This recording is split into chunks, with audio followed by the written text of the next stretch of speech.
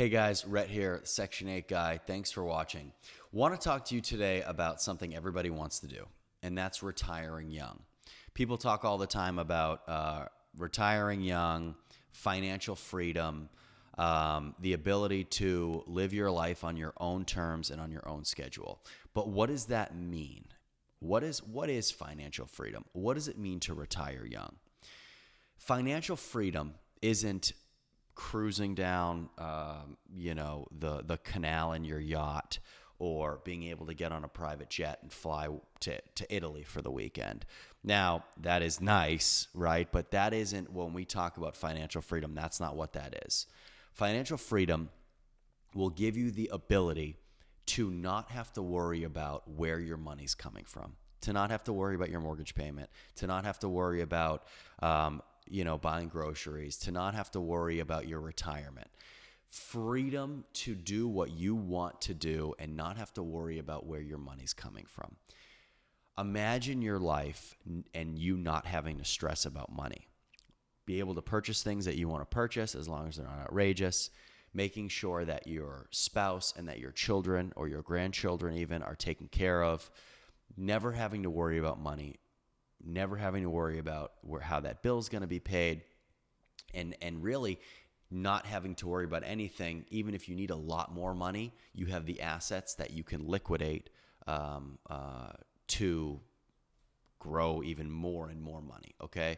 Financial freedom is the ability to relax, live your life, not have to worry about money, and have money coming in, or have money that you've saved, have money that's built up to where you can do what you want on your time, and not have to answer to anybody. I know a lot of us out there today in the world as it is now, you feel like you're in the rat race, right? You go to the office, or a lot of people working from home, but still you're stuck. You're stuck in the office. You're stuck going to meetings that you don't care about. You're stuck doing something you don't want to do, but it's what pays the bills. And then there's a small percentage of us that love what we do, who don't mind working. Obviously, that is the goal, right? That is one of the biggest goals. But the top goal, that main goal, is being able to live off what you've created, not having to answer to anybody, not having to worry about where your money's coming from, having an idea of, hey, every single month, this is what I'm bringing in.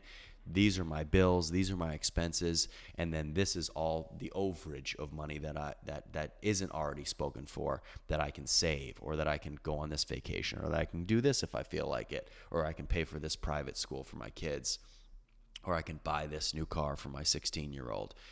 Whatever that is, you don't have to stress about it because that money's coming in. That is the top end goal, right? Not having to worry about your retirement.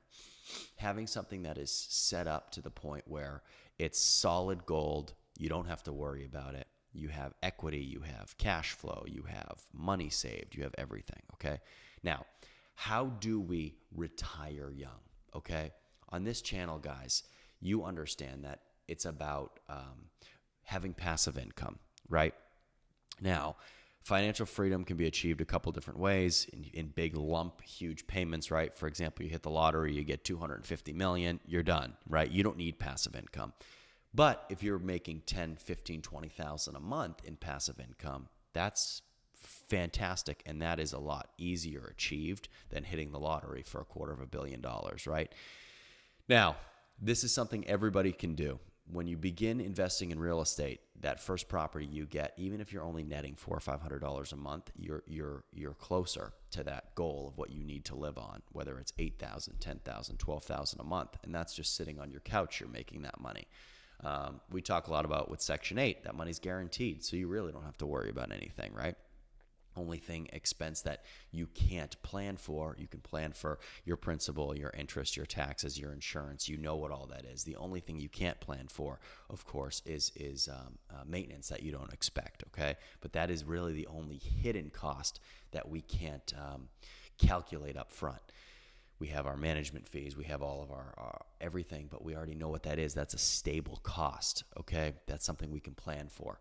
So aside from maintenance, there's really no other hidden costs, and you don't have to worry about what's going on out there in the crazy world that we live in, because with Section 8, it's all guaranteed. Now, when it comes to passive income, the best way to do it, the best way to start, the best way to secure that cash flow for you every month is starting with single family rentals, okay? Single family homes. I have a lot of clients in the coaching program. They come in, they say, Rhett, I want to buy a 5-unit, a 10-unit, a 15, a 20-unit apartment building, and that way I can jump from 0 to 20 doors or 0 to 10 doors or even 0 to 5 doors. And my response is the same every single time. Let's slow down. I want you to learn the process. I want you to learn it on a micro level before we get to a macro level, before we get to buying bigger units and taking on more debt or taking on more responsibility or taking on something that's going to cost us a lot more up front. So for all my coaching clients, I like to start with one property. We start with one. I teach them the process from A to Z. They learn absolutely everything about being a landlord, about Section 8, about the government program, about being a homeowner, about being an investor, about the insurance that you need, about the right loans that you need. Every single minute detail is covered, right? We're doing it on a macro level, a micro level. So every little tiny thing that you do, you learn how to do it. Once you learn it on a micro level, on a singular level, now you can do 2 at a time or 3 at a time because you know the system, you know the process. Now, once you do that, you can do it on a bigger level. Now we can buy a 5-unit apartment or a 10-unit apartment building because you understand how to do 1 at a time. So doing 1 at a time, you learn the process, you learn the system, you learn how everything works to be able to do it, on a larger scale. Now, if you start too big or you bite off more than you can chew up front, that's a problem because you don't want to be overwhelmed. This shouldn't be stressful. This should be fun. You're investing in your future. You're getting yourself one step closer to retirement with every property you buy. Think about it like that. You want to retire young? I have clients that are 17, 18 years old who have multiple properties already because what they're doing is they're starting with one. We're doing 1 at a time. Boom, boom, boom, boom, boom. Excuse me. By the time they blink, they have 5, they have 6, they have 7. And now what? They're 21, 22. Now, if you're 50, 60, 70 years old, I have clients in their 70s also. It doesn't matter because we can do this one by one. And really, it doesn't take that long. You're like, oh, if I do 1 by 1, it's going to take me 20 years to, get anywhere. Well, we can do it quicker, but I just want you to understand how to do it on a smaller level. So then, we can do 1. You understand it. You love it. We can go from 1 to 3, and then we can go from 3 to 6. And right there, that's 10 properties. So it's understanding about how to do it on a smaller level before we grow and get too big too fast, right? I always talk about building a good foundation. We want to build a really strong foundation with that first property, and then we can get bigger and bigger and bigger and bigger, okay?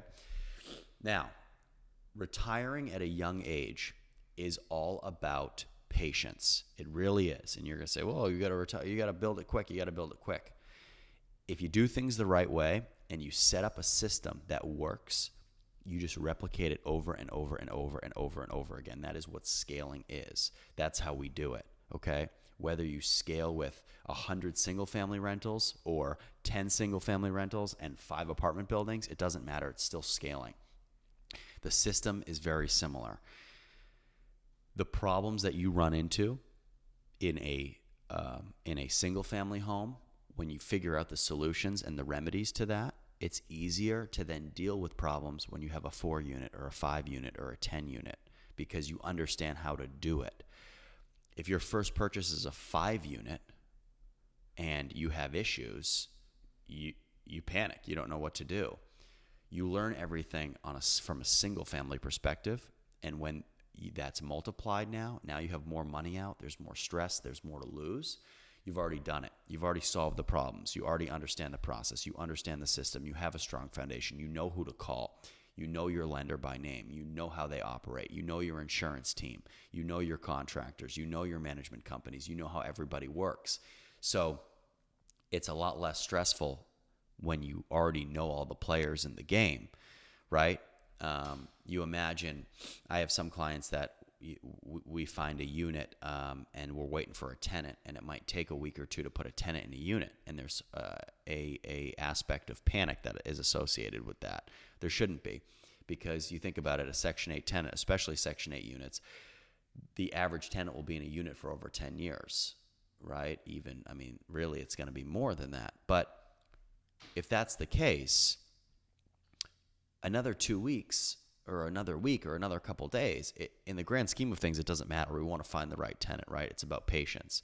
But still, there's still a little bit of panic for a first-time investor if they have a home sitting there and they're paying a mortgage every single month and there's no tenant in there, right? Now, multiply that by 5 or by 10. For example, we get an apartment building or we get a quadplex or a 5-unit or a 6-unit, and we're looking for tenants. Not only now do you have 1 vacancy, but you have 6, you have 10, you have 15, you have 20, right? It's stressful. You need to understand how to do this on a smaller level before you get bigger and bigger and bigger. And that's a huge, huge aspect of retiring at a young age, because if you try to rush it, you'll never do it. Just because it takes a little bit longer to do things the right way, you can still be young. You can still be done early. Okay, guys? So it's about patience. You can do it. It's incredibly possible. I have people in my coaching program, guys, who are literally 17, 18, 19, 20 years old, who have multiple properties already, who are going to be done by the time they're 27, 28, never mind by the time they're 40. Retiring at 40 is incredibly young. Retiring at 50 is still relatively young. So it doesn't matter.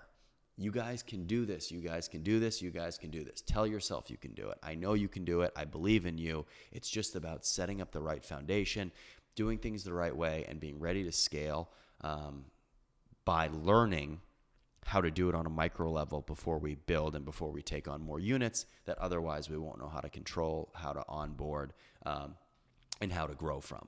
So guys, if you need help doing this, if you have any questions, my email is listed below in all of my videos. Shoot me an email. We'll talk about how to get started, and I will see you next time.